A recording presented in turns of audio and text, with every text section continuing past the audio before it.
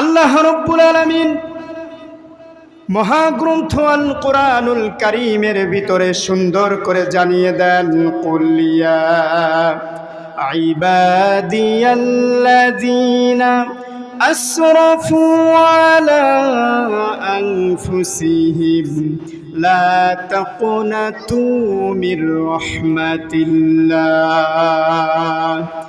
ইন্নাল্লাহা ইয়াগফিরুয যুনুবা জামিআ ইন্নাহু হুয়াল গফুরুর রহিম। কুল অগণবিজি, আপনি আপনার উম্মতদেরকে জানিয়ে দিন, আমার বান্দা বান্দীদেরকে জানিয়ে দিন, ইয়া ইবাদিয়াল্লাযীনা আসরাফু আলা আনফুসিহিম, যারা শয়তানের ধোঁকায় পড়ে, নফসের ধোঁকায় পড়ে যারা গুনাহ করে ফেলেছে, পাপ করে ফেলেছে, অপরাধ করেছে, লা তাকনাতু মির রাহমাতিল্লাহ, তারা যেন আমি আল্লাহর রহমত থেকে নৈরাশ না হয়। ওগো নবীজি, আপনি জানিয়ে দিন, যারা গুনাহ করতে করতে আসমান জমিনের খালি জায়গাটা গুনাহ দ্বারা পরিপূর্ণ করে ফেলেছে, সমুদ্রের ফেনা পরিমাণ গুনাহ করে ফেলেছে, আল্লাহর হাবিব বলেন, লাউ বালাগাত যুনুবুকা আনানাস সামাই, বান্দা তোমার গুনাহ যদি আসমান পর্যন্ত পৌঁছে যায়, আসমান জমিনের খালি জায়গা পরিমাণ যদি তুমি গুনাহ করো, অন্যায় করো, অপরাধ করো, সুম্মা আস্তাগফারতানি, এরপরে যদি তুমি খাঁটি দিলে আল্লাহর কাছে তাওবা করতে পারো, স্যালেন্ডার হতে পারো, আল্লাহ রাব্বুল আলামিন বলেন, গফারতু লাকা ওয়ালা উবালি, আমি আমার ওই বান্দার জীবনের তামাম গুনাহগুলি মাফ করে দেই। বলেন সুবহানাল্লাহ। লা তাকনাতু মির রাহমাতিল্লাহ, আল্লাহ বলেন, তোমরা আমি আল্লাহর রহমত থেকে নৈরাশ হইও না, আমি আল্লাহর দয়া, আমি আল্লাহর ভালোবাসা থেকে তোমরা নৈরাশ হইও না। আল্লাহর দয়া যে কত বিশাল, এর কোনো আইডিয়াই আমাদের নাই, ঠিক কিনা? আল্লাহ রাব্বুল আলামিন যখন ভালোবাসা সৃষ্টি করলেন, দয়া সৃষ্টি করলেন, মায়া মমতা সৃষ্টি করলেন, আল্লাহ রাব্বুল আলামিন দয়া মায়া মমতাকে 100 টুকরা করলেন। কয় টুকরা? কথা বলেন।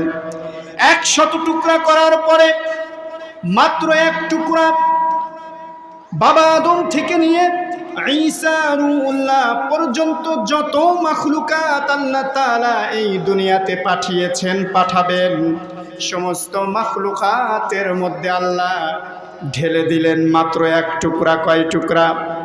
আর 100 টুকরা ভালোবাসার ভিতরে, দয়া মায়ার ভিতরে বাকি 99 টুকরা দয়া মায়া ভালোবাসা আল্লাহ নিজের কাছে রেখে দিলেন। বলেন সুবহানাল্লাহ। তাহলে আল্লাহর দয়া বেশি না কম? কথা বলেন। আল্লাহর দয়া এত বিশাল, আপনি কত গুনাহ করেছেন, কত অন্যায় করেছেন। ও বান্দা, তোমার পাপ আর অন্যায় যদি হয় খালের পানির সমান, বিলের পানির সমান, মনে রাখবা আমার আল্লাহর দয়া সাগরের পানির সমান।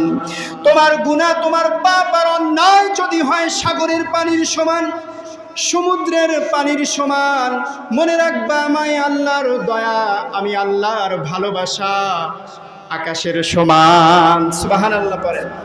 তোমার গুনাহ, তোমার পাপ আর অন্যায় যদি হয় আকাশের সমান, আমার আল্লাহর দয়া, আমার আল্লাহর মায়া, আমার আল্লাহর মমতা ভালোবাসা হলো তারা আরশের সমান।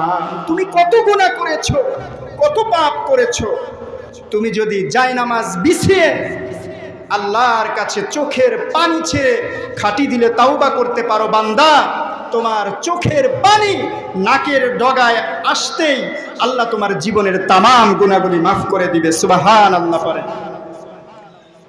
এজন্য আল্লাহর কাছে খাঁটি দিলে তওবা করতে হবে। আল্লাহ রাব্বুল আলামিন কোরআনের ভিতরে বলেন, ইয়া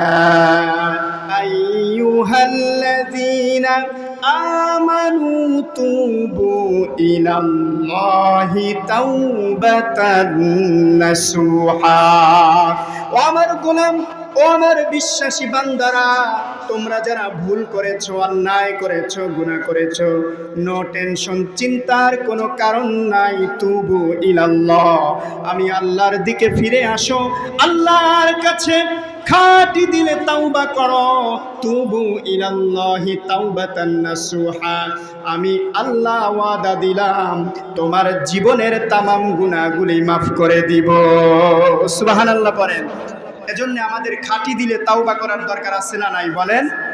আল্লাহ রাব্বুল আলামিন প্রত্যেক দিন মধ্যরাত্রে প্রথম আসমানে নেমে আসে। প্রথম আসমানে আসার পরে বান্দাদেরকে লক্ষ্য করে আল্লাহ তাআলা ডাকতে থাকে, ইয়া আব্দি, হে আমার বান্দারা, আলা মিন মুস্তাগফিরিন ফাগফির আলা, আলা মিন মুস্তারজিকিন ফারজুক আলা, আলা মিন মুবতালিন ফাআবতালা। ও আমার বান্দারা, কে আছো গুনাহগার, আমি আল্লাহর কাছে তাওবা করো, তোমার গুনাহগুলি মাফ করে দিব। কে আছো ঋণগ্রস্ত, আমি আল্লাহকে বলো, তোমার ঋণ পরিশোধের ব্যবস্থা করে দেব। কে আছো অভাবী, আমি আল্লাহকে বলো, আমি আল্লাহ তোমার অভাব দূর করে দিব। এইভাবে প্রত্যেক দিন মধ্যরাত্রে আল্লাহ রাব্বুল আলামিন প্রথম আসমানে এসে বান্দাকে ডাকতে থাকে।